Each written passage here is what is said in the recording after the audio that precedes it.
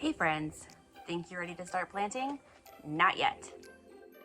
We need to do some things vital for success first. Organization is your strongest tool for a successful planting season.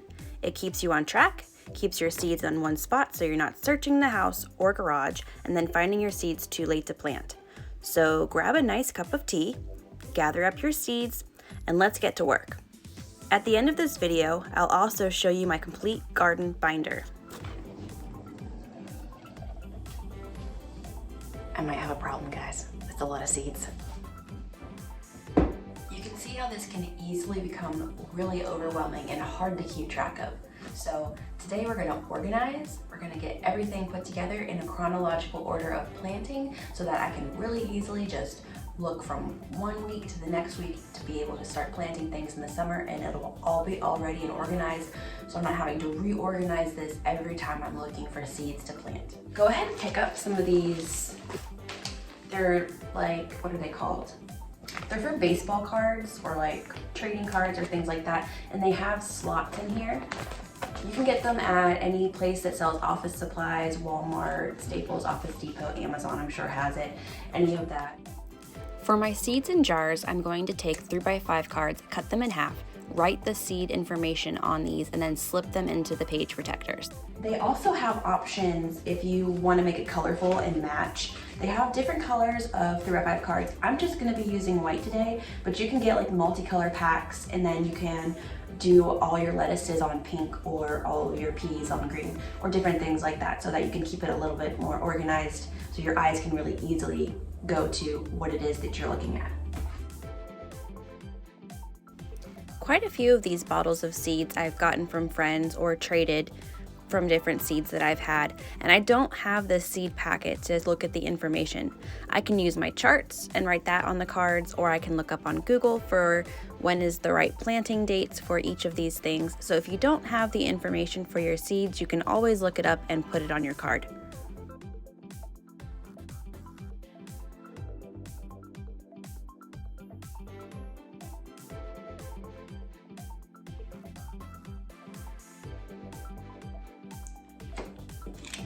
Here's one. This is Havanada's from one of my friends. So I'm gonna write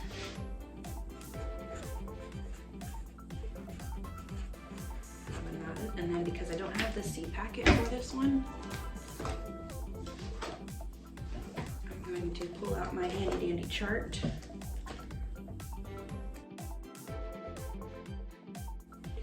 And see, when does it say to plant peppers? Let's see.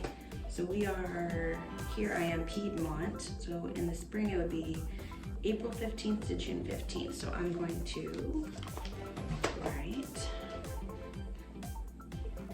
April 15th to June 15th. I'm gonna put that in the bottle. So I'm just gonna do this with all of my seeds and get them organized. One thing that I find very helpful when I'm planning out when to plant things is to know their germination temperatures. This gives me a lot of leeway. So this is buckwheat. The germination can be from 45 degrees to 105 degrees Fahrenheit. This gives me so much leeway for planting. So I like putting the germination on the cards too for things that are not so specific about months. So that I can look at the calendar, the weather, and then plan out when I'm gonna sow this. Wow, I think I'm gonna need a lot more of these page protectors. Okay, hold on.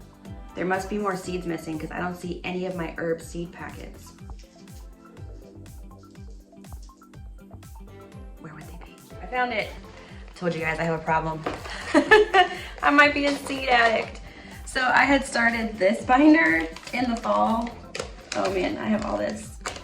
I definitely won't need to buy seeds this year, that's for sure. I think I stocked up enough. Are you helping me get the sunflower seeds out? You're doing a great job. You're getting them out into the bowl. Mommy has had this on the to-do list for a long time, so you're being a good helper. Wow! Wow, thank you.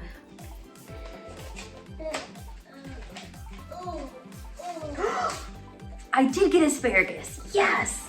All right. Yeah! I forgot I bought it. Now what I'm doing here is just kind of a rough sort of my seed packets. I'm putting them into piles of which ones are for before frost and which ones are for after frost. Then I can more easily get them into the correct places in the binder since I'll have less to work with at a time. So now comes the part that can be a little bit tough for me to wrap my brain around. I have to kind of bounce back and forth between some of my charts. So I'm going to look first at my square foot gardening chart to see what is the first things on the list that I need to get started when we are starting a new year. So the first things on here is broccoli, cabbage, and parsley. And now here's where it can get a little bit tricky because this is one of my cabbage seed packets. I love this company, by the way. This is My Gardener. I love their company. But sometimes this can be a little bit confusing, especially if you're a new gardener. The starting indoors part, perfect, totally perfect. Direct sowing, if I wait until after my last frost date in South Carolina, there is no way that these cabbages are going to form a head before it's so hot that they just go straight to seed. So the 8 to 12 weeks starting indoors before frost is perfect.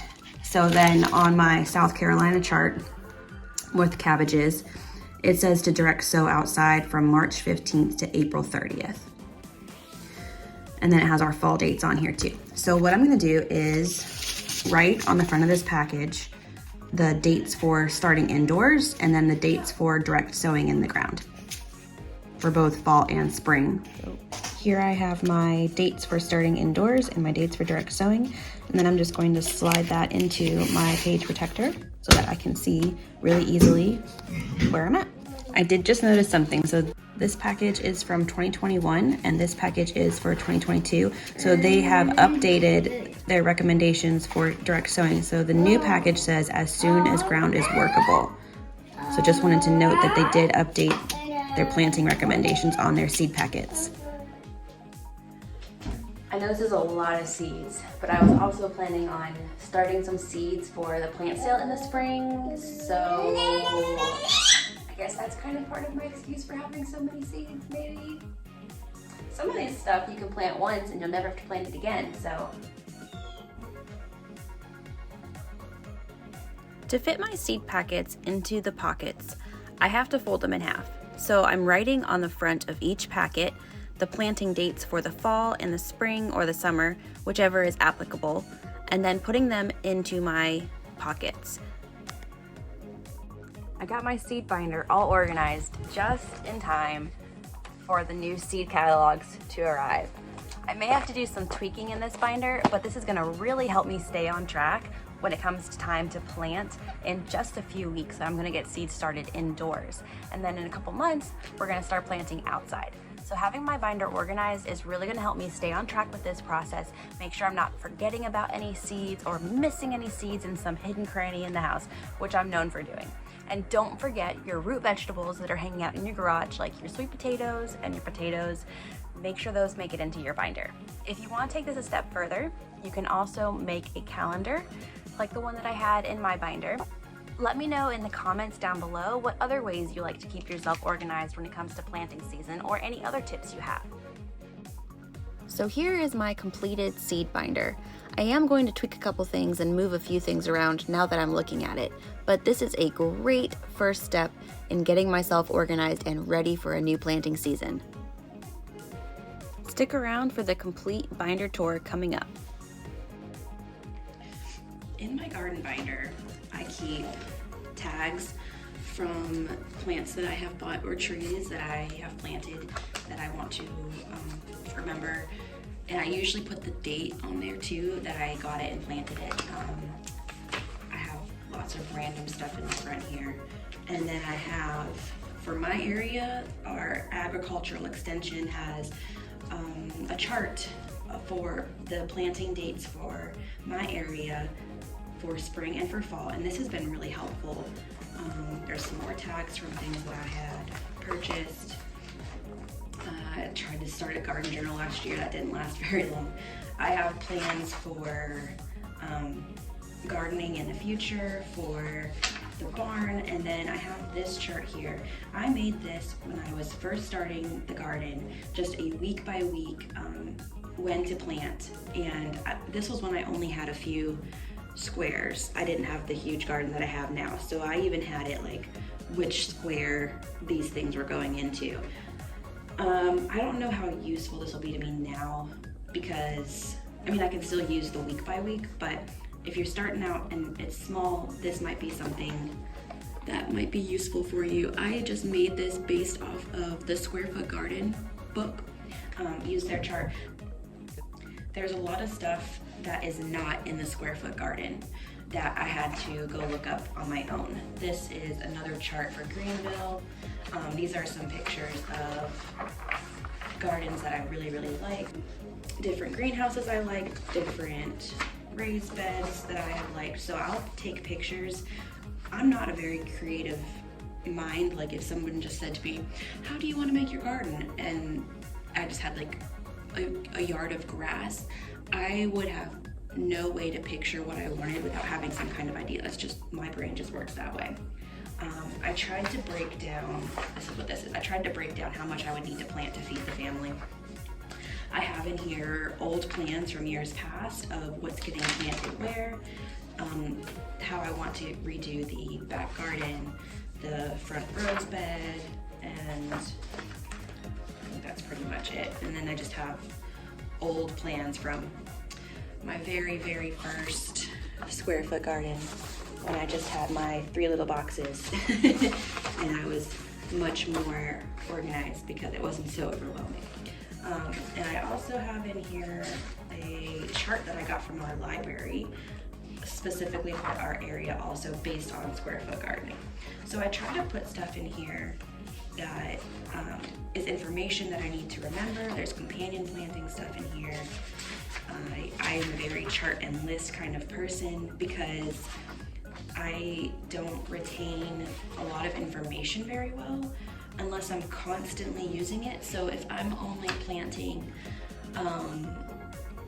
cabbages once a year, by the time it's the next year and it's time to plant, I have to look up again when I'm supposed to be planting those things. So having all this information put together in a binder has been very helpful for me, so I can just really easily pull it out and reference it. Thanks for hanging out with me today, guys. It's always fun to get to chat gardening and organization and seeds, and I'll see you next time.